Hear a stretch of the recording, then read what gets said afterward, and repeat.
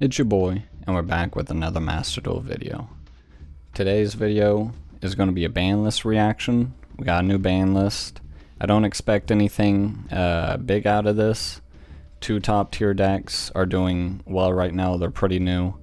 They're really the only two decks that are really causing issues in the game's format right now. And I believe both their selection packs are still around. So, really shouldn't be anything to be too hyped about, but hopefully we see some really cool unlimits. Maybe we see some interesting limits as well, who knows. Maybe something like 7th Tachyon or whatever. Maybe some Bestials or something, I'm not really certain. But without further ado, we're going to go ahead and get into this and see what we can find out here. So let's get in on this new ban list. Alright, well, look at that. It looks like we just have some unlimits here, and two of them specifically.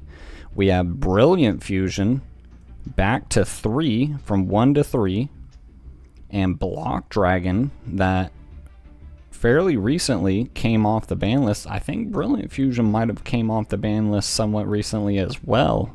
Probably around the same time Block Dragon did. Both of them being brought to 3. That is wild.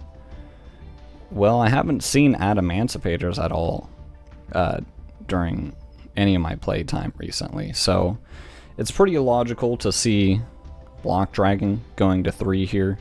Adamanticators has had its time to shine way back then, but that was also during when Halqifibrax was legal, and truthfully it seems that without Halqifibrax, Adamanticators just isn't really a deck truly to be on the lookout for. Plus, it just doesn't really do well going second at all. It's kind of like Malice in that way, but Malice kind of does it better.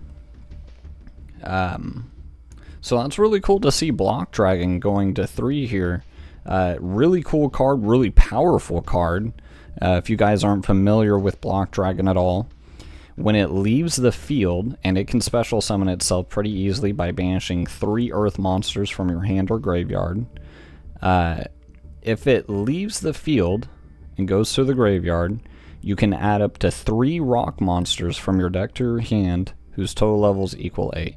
What that typically means is that you're adding a level 4 extender, I can't remember its name, plus 2 level 2 Adamanticator targets that can special summon themselves, and then excavate from the top of the deck and get more special summons potentially. This is a very, very strong card, and it's really cool to see it come back. Truthfully, I really enjoyed this card for the small amount of time that I did play Adamanticators way back when. Also, while it's on the field, it's a good like finisher as well, because rock monsters you control cannot be destroyed except by battle. So that's pretty good for the Adamanticator boss monster, the Spell and Trap Negate. I can't remember what it's called either. But, you know, really nice to see Block Dragon coming back here. Brilliant Fusion, though. Now, if you guys aren't familiar with this card combined with Gemnite Garnet helped facilitate a Yu-Gi-Oh term that's used all the time to this day. Garnet. Without this card, we wouldn't have this term probably. I believe so. Actually, using monsters from your deck. So drawing Gemnite Garnet made it completely dead in your hand. So a Garnet is a card that absolutely needs to be in your deck to see play, to have viability in your strategy, and drawing it literally does nothing for you. You can't do anything for it or with it. That's different compared to a brick, where a brick is just a card that doesn't really help you, but you could potentially use it in the future. Typically is a card like a decent example that I could probably give is you have the ability to go into Fiendsmith combo pretty easily, and it's more efficient to do it through a different means other than like sending Engraver or something like that. You can do it that way as well, but you drew like Fiendsmith Lacrima, or you drew Fabled Lurie, and doesn't mean that you can't use it. It just sucks that it is in hand, and basically means that you drew one less card in your opening hand, or maybe for turn.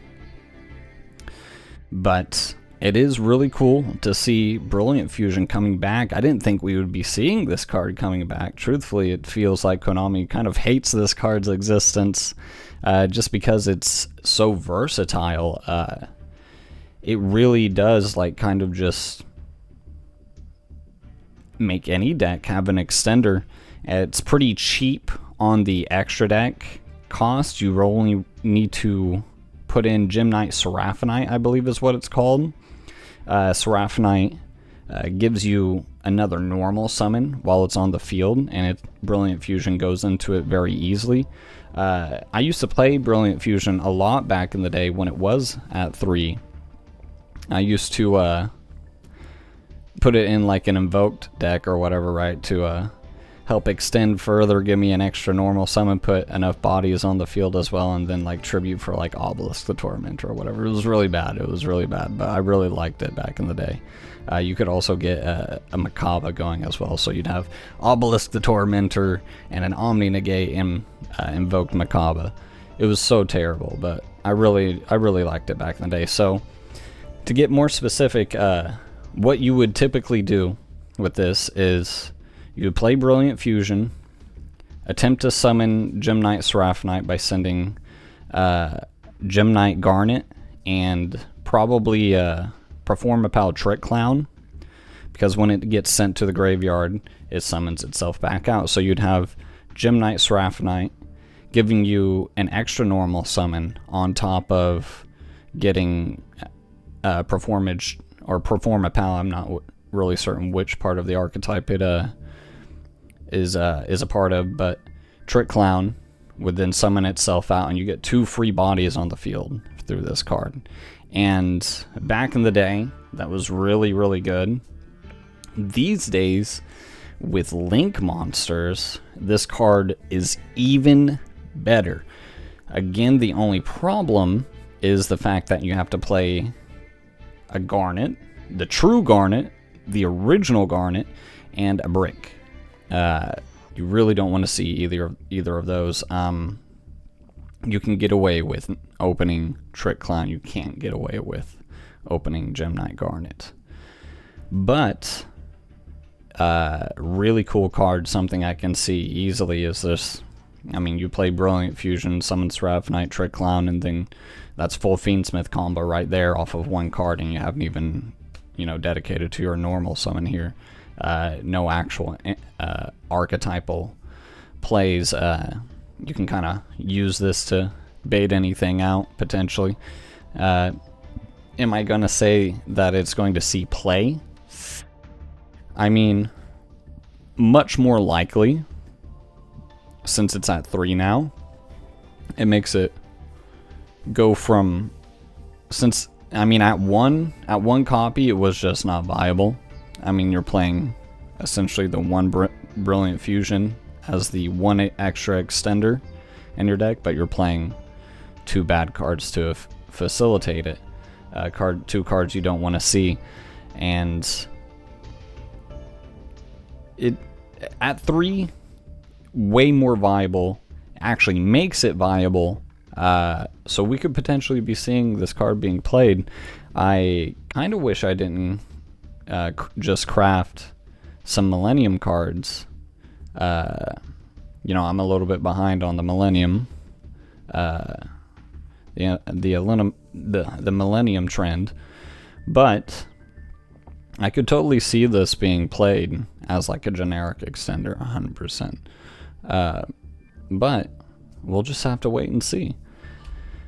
But it seems like that's going to be it for the ban list, guys. There isn't really anything else going on here. It's just the 2 cards being brought from limited to unlimited.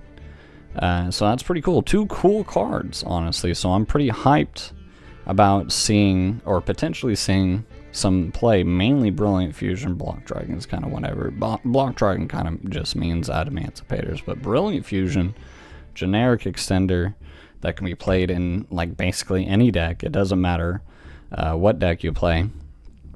So hopefully it makes some sort of an impact. But that's going to be it for the video, guys. I hope you guys enjoyed. Make sure you guys leave a like on the video, comment, subscribe if you haven't already, if you want to see more videos like this. And I will see you guys next time. Later.